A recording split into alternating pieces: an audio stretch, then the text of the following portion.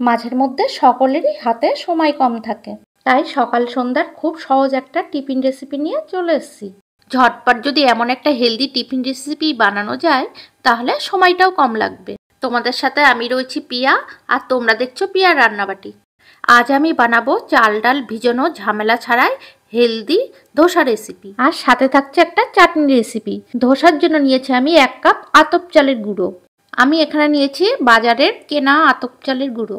দিয়ে দিলাম পরিমাণ মতন লবণ আর 1 কাপ জল। এবার ভালো করে ব্যাটারটা গুলে নেব। তোমরা যারা ভাবছো বাড়িতে ধোসা বানাতে পারবে না, তারা আমার এই রেসিপিটা ফলো করলে এমন সুন্দর পারফেক্ট ধোসা বানাতে পারবে। এবার দিয়ে দেব 3 চামচ সুজি। সুজি কিন্তু বেশি দেওয়া যাবে না, সুজি কিন্তু বেশি দিলে তাহলে ধোসাটা মোটা হয়ে যাবে।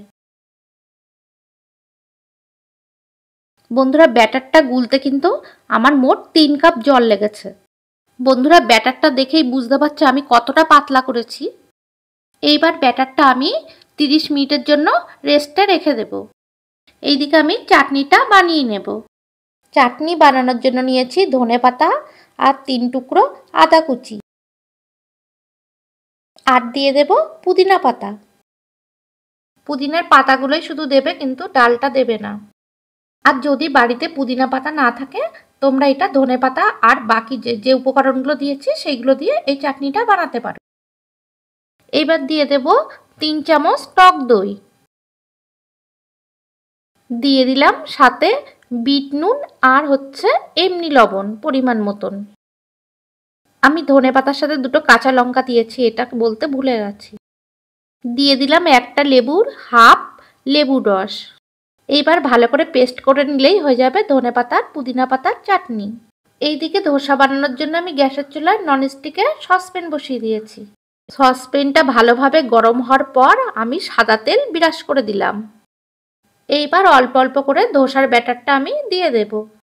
বন্ধুরা তোমরা ধোসার ব্যাটারটা কিন্তু জলের মতন পাতলা করবে, তাহলে ধোসাটা পারফেক্ট হবে। ধোসার ব্যাটারটা আমি চারিধারে গোল করে দিয়ে দিচ্ছি। তোমরা দেখেই বুঝতে পারছো ব্যাটারটা কতটা পাতলা করেছি। যখন ধোসাটা পুরো ওপরটা শুকিয়ে যাবে তখন ধোসাটা নামিয়ে নিতে হবে। আঁচটা কিন্তু লো মিডিয়ামে রাখতে হবে। দেখো বন্ধুরা কত সুন্দরভাবে ধোসাটা উঠে আসছে।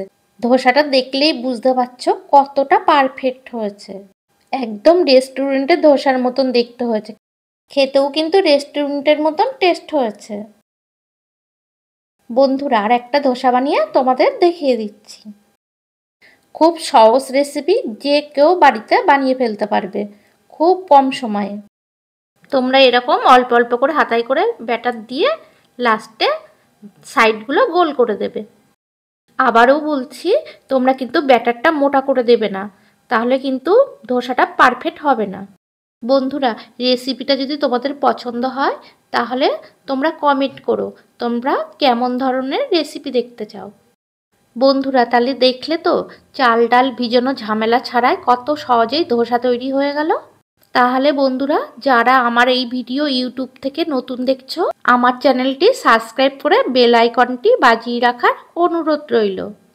আর যারা ফেসবুক থেকে দেখছো তারা আমার চ্যানেলটি ফলো করে দিও।